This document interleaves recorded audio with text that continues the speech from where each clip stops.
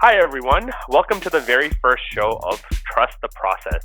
My name is Praneeth, and I'm the VP Finance for Rotman Sports Business Association. And today I'm joined by two esteemed guests in this podcast as we discuss one of the hot topics in sports today. Hey, guys, how's it going? Jason? Good.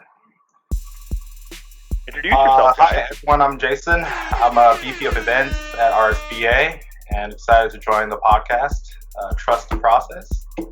Hi guys, I'm Lucas Lima. I am a first-year member of the RSBA, and I'm also very excited. I hope I can live up to my title of esteemed guest for more than one episode. For sure. I'm so glad to have you guys here with me today. Today's topic, we would like to talk about COVID and the ramifications COVID has had in terms of the world of sports and how it's impacted teams, athletes, fans, and what the future of sports looks like, I mean, right now we've been watching games, in bubbles and places where they have pretty much lockdown all around the world. There's a little bit of gap in between the sports and even general, we're seeing now with the NFL, there's people going off on the COVID list instead of the injured reserve list and things like that. So, let's start this conversation, from the athlete's standpoint. What do you guys think, is the impact on the athlete's performance in terms of what's going on with COVID? Like, are they fazed by not having fans in there? Like, what does it feel like? I think, like with everything, there are pros and cons. When I think of the athlete standpoint, I think you mentioned that NFL. The first thing that comes to mind is contracts and cap space, right? Like if they don't play a season, the cap space is going to be even lower next year, quite possibly, and you might have even more tension between an already tense relationship from players and the association itself with everything regarding COVID. You even saw a bunch of Patriots players opting out, and there was no issue with that. But there is an idea of contract and cap space, right? So right as of now, even with the season, the cap space is projected to drop by 70 million next year. And you can imagine the ramifications for players. So they also know that they have to perform this year, especially when next year is going to be a tighter budget, especially if you're a mid-tier player, right? So if you're not Tom Brady, which most of us aren't, newsflash, not even Aaron Rodgers. No, I'm just kidding. Aaron Rodgers is very good. There's pressure. So I do think to some extent, players always say that there is no pressure, even with fans. Like they don't feel the fans as much. I think there's an advantage, a competitive advantage, to being able to hear the play calls in the NFL, to hear screen calls on defense when you're in the NBA. But at the end of the day, I think the biggest pressure usually comes from within the athletes. And I think contract-wise, that's where I think they'd be feeling the most amount of pressure. So I think they do feel something. That's fair. What do you think, Jason?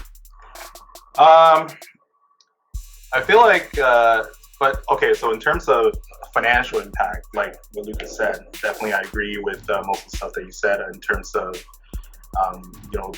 financial pressures that they'll be facing once league starts their seasons and contracts negotiations plays out. But I feel like in terms of performance-wise,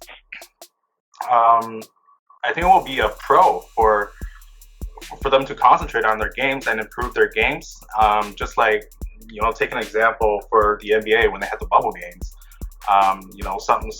There were some controversial debates on whether players can focus because of this bubble and how they're all locked in this zone in Orlando. But I feel like in terms of performance, it should be better for them to concentrate because all of a sudden you don't have all these distractions that would usually occur. Let's say they have something happen at home, they have families around them, they will be distracted to practice and hone in their draft, but of their craft. But I feel like players should take this opportunity to really think about what they need to do from a performance standpoint and to be a consummate professional. But from financial impact, I totally agree with Lucas that there are going to be some major shifts in the industry. That's an interesting point. Sorry, Lucas, in order to cut you off, I think that's an interesting point there, what you bring up, Jason, in terms of athlete performance. I think if you look at players specifically, a lot of the younger players in the league, they definitely did show up in the bubble itself, especially in the case of the NBA. Even you had superstars like LeBron who were hitting more free throws and things like that. So definitely, there's an added bonus there. So I think the performance levels, you're totally right that they do tend to go up. But my rebuttal for that point is, sometimes, having fans there kind of like amp you up and things like that. How do you think the atmosphere, like that they feed off the energy in sports such as, NFL, where like the defense, needs like kind of the 12th man in Seattle, or in soccer especially, where home field advantage is so important? How do you think that has an impact in terms of like not just the athlete's performance, but also in terms of fan engagement? I feel like that won't affect the older players, the star players, because players like Damian Lillard in the NBA, there are certain type of player who just performs a lot better when there's during their home games when there's a crowd behind them. But I feel like that would be advantageous to a lot of younger players, especially the rookies who needs adjustment, especially when you can see that they usually underperform during away games. But crowd definitely plays a factor, but I don't think that would be as big of an impact as usual. Yeah. What do you think, Lucas? So I want to. First of all, I hope Big Ben can finally win an away game now that there's no crowd, because he has been historically poor outside of Heinz Field. So pray for Ben. Buddy, you get like 2 buys or like at least 4 buys like each season with Cleveland and Cincinnati, man. Like, yeah, I guess he did. I guess Baker Mayfield has as many wins as Big Ben. Didn't he tie like the most wins in like for a Cleveland quarterback with Big Ben this weekend, or like past weekend, I think, which I thought was interesting. But I'm going off on a tangent. I want to come back to something Jason was saying, and I think the younger players are definitely at an advantage to some extent. And I want to pick a very specific player to talk about, which is Duncan Robinson. He specifically said, "I am now used to playing in empty gyms," and this man was hitting lights out from 3. And you can Mr. say Jimmy that. Neutron. Right? Yeah, say that. Exactly. I'm willing to bet that home crowd, Miami advantage, good. I think it's positive. Like when you're at home, you build off the hype. I think you saw bench players. Chris Paul was an incredible influence on the bench, even with the preseason seeding games, like before the seeding games, to the point where Brad Stevens said he is the presence on the bench, and you feel his energy come towards the court. So I think that's where team chemistry, I think, builds. But to the sense of performance, I think you don't hear negative talk towards players anymore, like from crowds, right? So I think that's something that someone like Duncan Robinson, who played a great season, but like definitely saw his game elevated by the lack of pressure, right? And then with the away games, I think I would mention 2 cases. Like the Bundesliga saw an increase in away victories, showing the impact of not having fans. And you see Dortmund as a famous fan base. Losing that fan base is incredibly impactful towards their performance, because there's a rule that says the first 20 minutes of a soccer game, you basically feed off the crowd when you're playing it. Absolutely. And I think Chelsea fans would know that. Yes. We can't win a home game for anything. Yes. To our esteemed listeners, Praneet is a diehard Chelsea fan, so he knows everything about that. But yeah, so I'd mentioned flag flying high, guys. Exactly. But yeah, so I think there's an impact in both ways, right? You have teams coming closer together, rookie players improving performance, but at the same time, you do see away teams having a better chance to perform in neutral grounds or in away stadiums. Okay, so that leads us, I think, into a perfect segue into kind of the next part of the discussion. What about fan engagement in general? Like, typically, going to a stadium, attending a game is an experience on its own. And with COVID now, and I think there was some statistic that Deloitte put out which said like 80% of fans did not feel safe, to go into stadiums to attend games and things like that in the United States. And you see, like some of these small NFL games where you do have a little bit of a crowd, 5,000, 10,000 people spaced out, in stadiums. Like, it really takes away from the overall experience for these fans. So I'm wondering what your opinion is in terms of what teams will do to kind of capitalize on that. Like, what is going to happen with broadcasting rights and things like that, and where you see this going in the future, especially as countries fight through like this pandemic. Shoot, that's an incredibly tough question. I don't know if my buddy Jason wants to go first. But I'm just kidding. I don't mind going first, unless you want to go first, Jason. You deserve. I'm gonna. All right, perfect. So it's an interesting approach, right? So you have the NBA had virtual fans, right? And I think fans were very creative in their attendance, their virtual attendance, which I think was pretty cool. There were fans who never met each other interacting with each other like side by side screens, which I thought was a cool feature. Obviously the players don't feel the engagement, but the fans feel some sort of recognition and attention, and I think that's awesome. I think at the same time players have appreciated fans more, and I think clubs have tried to make fans know that. So I think the engagement comes in the form of appreciation for the fan, especially when you're trying to keep season ticket holders engaged throughout, a whole season.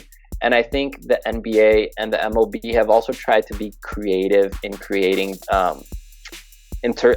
entertaining ways of changing the season, because to some extent, I think they're experimenting with a lot of things this year, right? So the NBA had the seeding, like the 8-9 seeding playoff game. The MLB is doing an expanded bracket.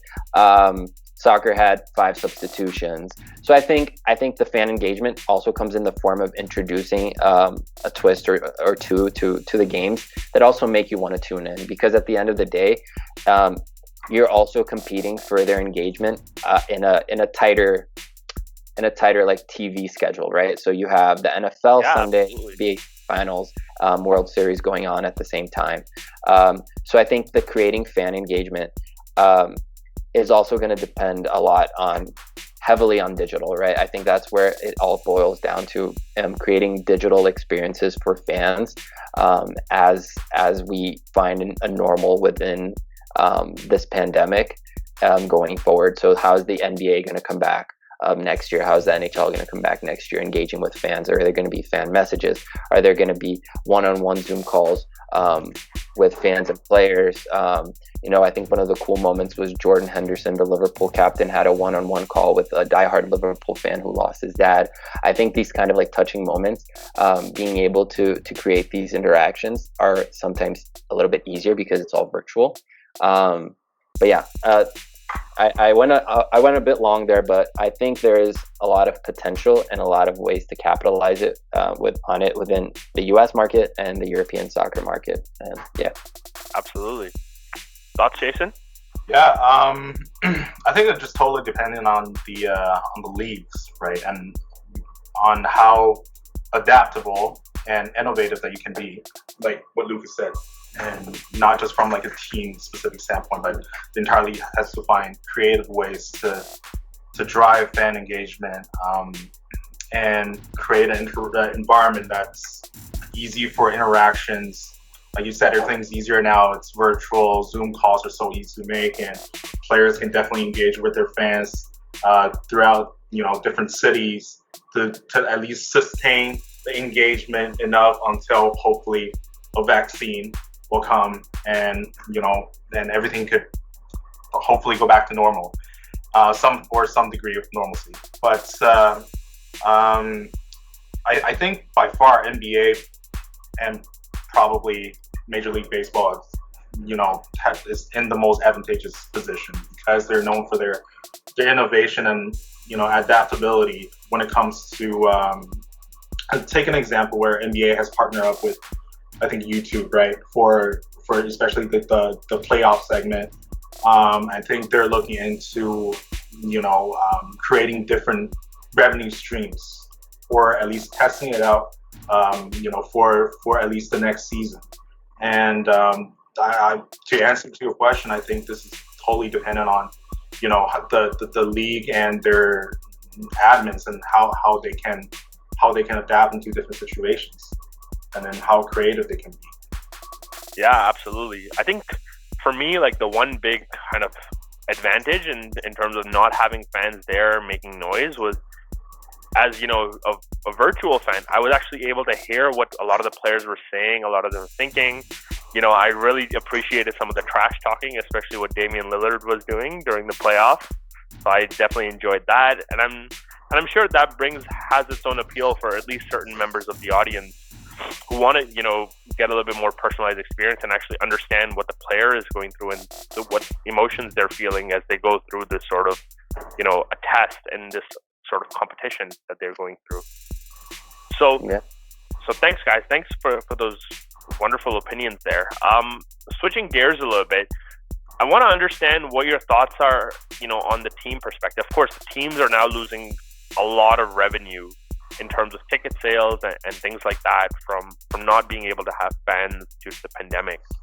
The longer this goes on, and you guys both mentioned, creativity in terms of getting fans engaged, but what do you think are other revenue streams that, these leagues can look into in terms of being able to kind of, reduce the gap that's been left void by, fans not being able to attend and the ticket sale revenue that they're getting?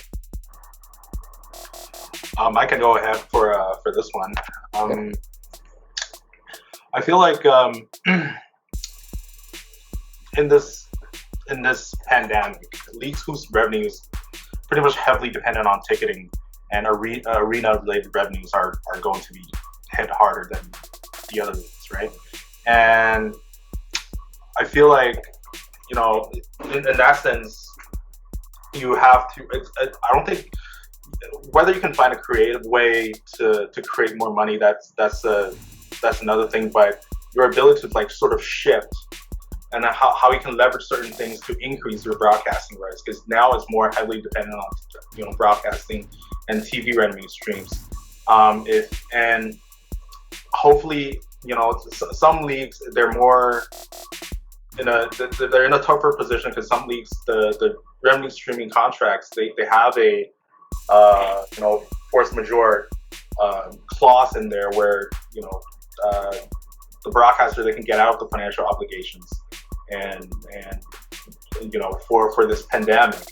But teams have to find ways to shift that, I guess, to shift their focus from ticketing to TV broadcasting. And just like the NBA found YouTube, and I feel like the rest of the other leagues should look into NBA as a role model and how they can manage throughout the whole situation.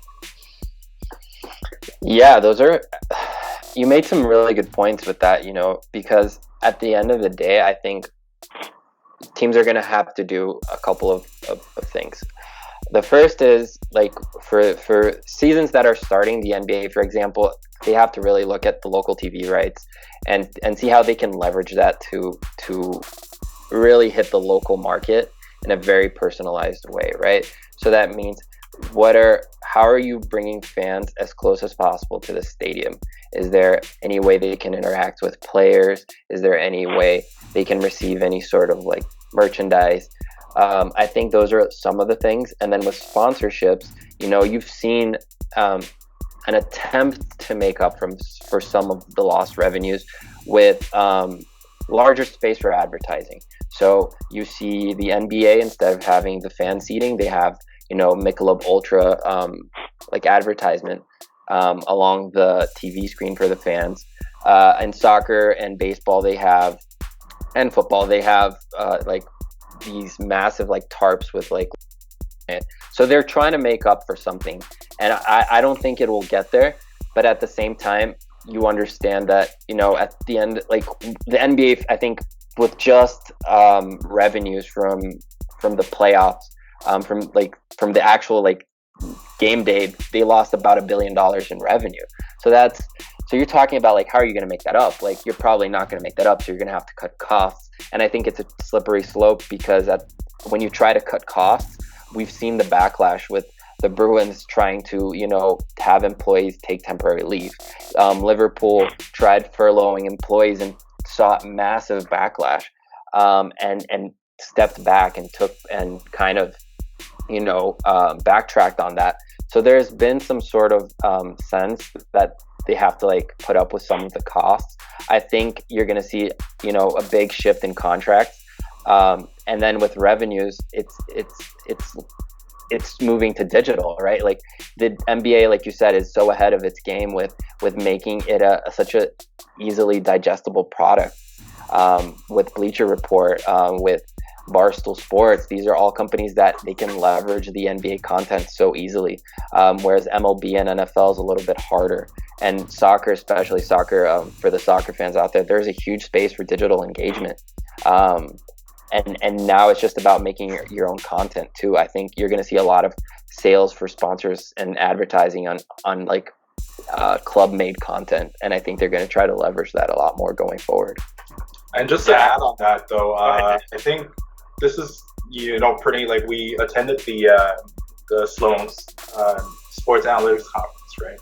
This is the situation to use analytics in order to come up with something creative to generate revenue for teams. And analytics is not only for the games themselves, but now you can leverage some of the relationships you develop with either schools or research firms or just even in-house to find ways to see whether through numbers that you can identify some of the opportunities that you might have missed. That's it. For sure. Yeah, absolutely, guys. And I'm just going to kind of add on a little bit. I think, we sometimes forget that even though these teams are owned by billionaires, at the end of the day, they're still trying to operate a successful business model. So they still need to kind of operate and have a steady revenue stream as well as manage their costs effectively.